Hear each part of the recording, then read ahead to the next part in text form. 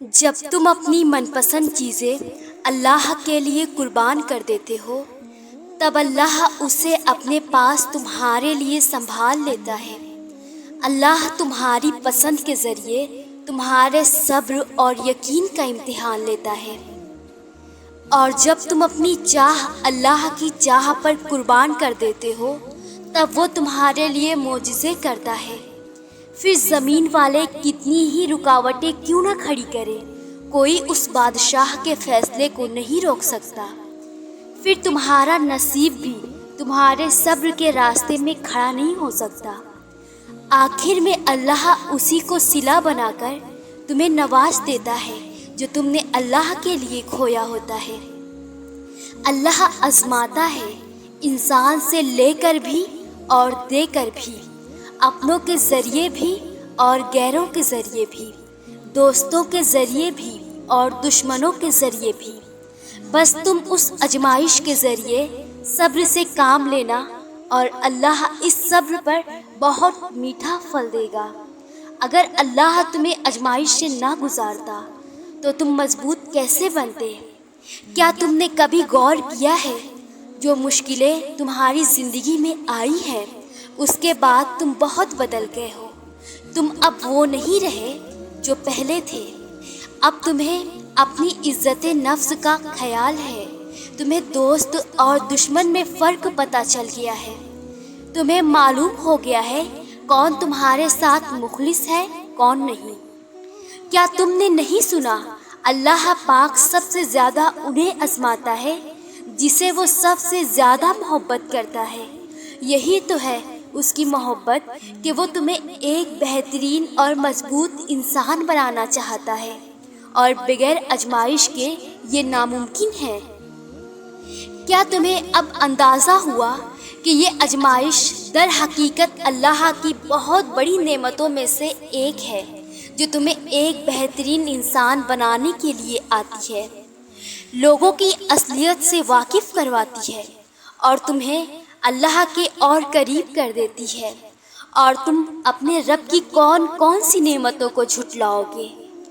صبر شروع میں بہت مشکل لگتا ہے کیونکہ ہم ان چیزوں سے آزمائے جانے کے عادی نہیں ہوتے جن سے ہمیں بے پناہ محبت ہوتی ہے۔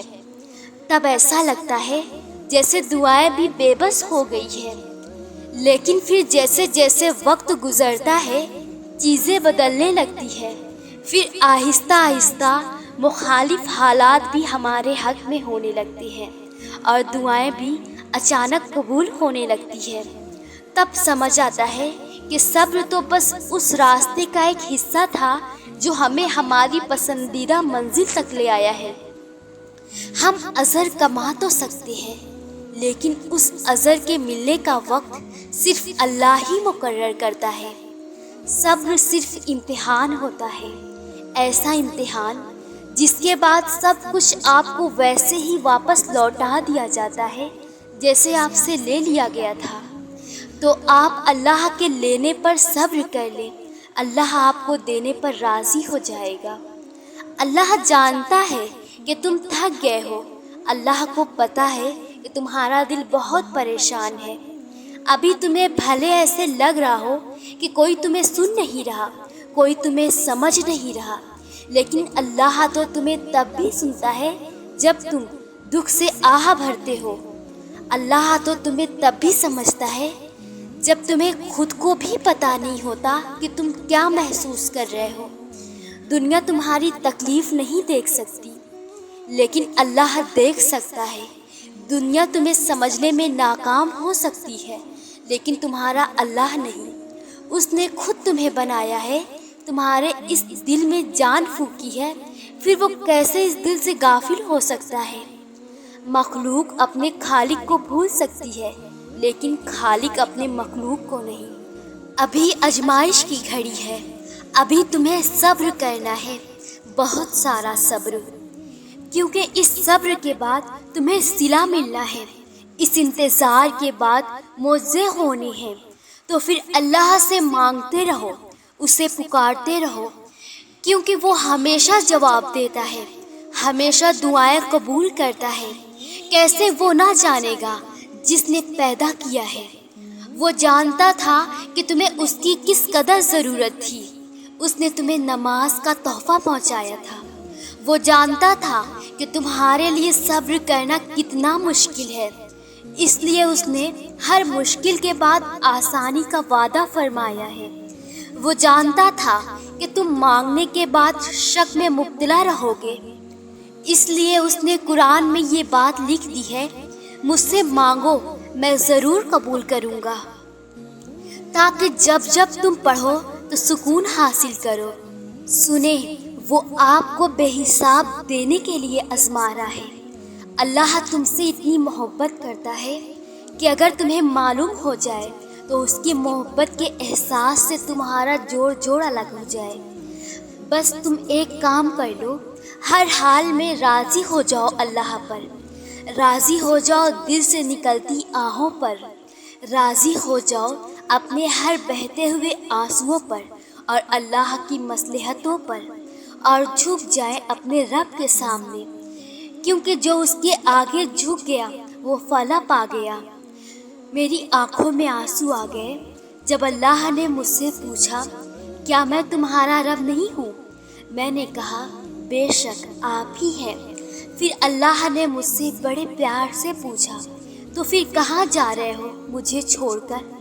کیا کوئی انسان تمہیں مجھ سے زیادہ دے سکتا ہے؟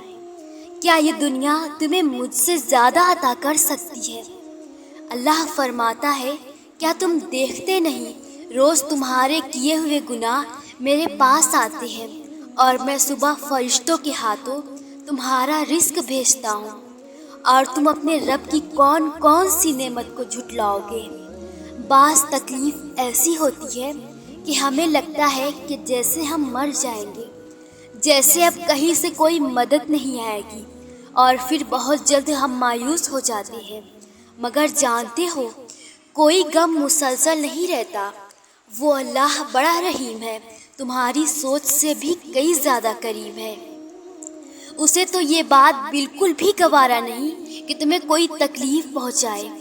جب تمہیں کوئی بات پریشان کرتی ہے اور تم بے سکون ہو کر ساری رات درد کی وجہ سے جاگتے ہو، تو وہ بھی تمہارے ساتھ ہوتا ہے اور ساری رات تمہارے ساتھ رہتا ہے، تمہاری باتیں سنتا ہے۔ جب سب تمہارا ہاتھ چھڑا کر چلے جاتے ہیں، تب وہ اللہ تمہیں تھام لیتا ہے۔ وہ کبھی بھی اپنے بندے کو تکلیف میں نہیں رکھتا۔ ہماری ہی نادانیاں، ہماری اپنی ہی کی ہوئی غلطیاں ہمیں بے سکون رکھتی ہیں۔ ہمارا دکھ ہمارا اپنا ہی کیا ہوا انتخاب ہوتا ہے، ورنہ اس جیسی محبت کرنے والا تو اس پوری کائنات میں کوئی نہیں۔ خود کو بس تھوڑا وقت دو اور اس ذات پر بھروسہ رکھو۔ ہاں، تھوڑا سا وقت تو لگتا ہے، مگر وہ تمام زخموں کو بھر دیتا ہے۔ بکھرنا تو لازم تھا، تمہیں اللہ کی دہلیز تک جو جانا تھا۔ انسان جتنی دفعہ ٹوٹتا ہے، وہ اتنی ہی دفعہ اللہ سے ملتا ہے، اور ہر دفعہ ملاقات الگ ہوتی ہے، ہر دفعہ کیفیت الگ ہوتی ہے، ہر دفعہ ایسا محسوس ہوتا ہے جیسے پہلی دفعہ یہ ملاقات ہو رہی۔ ہر دفعہ اللہ سے نئی محبت ہوتی ہے، اور جو اللہ کو بہت پیارے ہوتے ہیں نا، اللہ انہیں تب تک توڑتا رہتا ہے جب تک انہیں اللہ سے محبت نہیں ہو جاتی۔ تم یہاں بیٹھ کر سوچ رہے ہو کہ مجھ میں کیا برائی تھی جو میرے ساتھ ایسا ہوا، اور وہاں اللہ تمہیں اچھائی کے لیے چن چکا ہے۔ وہاں اللہ تمہیں اپنی محبت سے نوازنے کے لیے تیار ہے، وہ محبت جسے پانے کے لیے لوگ عمر بھر تڑپتے ہیں۔ اور دیکھو، اللہ نے ذرا سی ٹھوکر پہ تمہیں وہ نوازنے کا فیصلہ کر لیا ہے۔ اللہ تو کہتا ہے کہ اگر تم ان لوگوں کا روز محشر صلہ دیکھ لو جن کو میں نے دنیا میں آزمائش دی تھی، تو تم مجھ سے کہو گے کہ کاش یا اللہ تو دنیا میں آزمائشوں سے ہماری کھال ادھیر دیتا، اتنا بڑا اجر ہے ان کا۔ تو پھر تم تو خوش نصیب ہو بہت، کیونکہ تمہیں بھی اللہ نے انہی انعام والوں میں شامل کر لیا ہے۔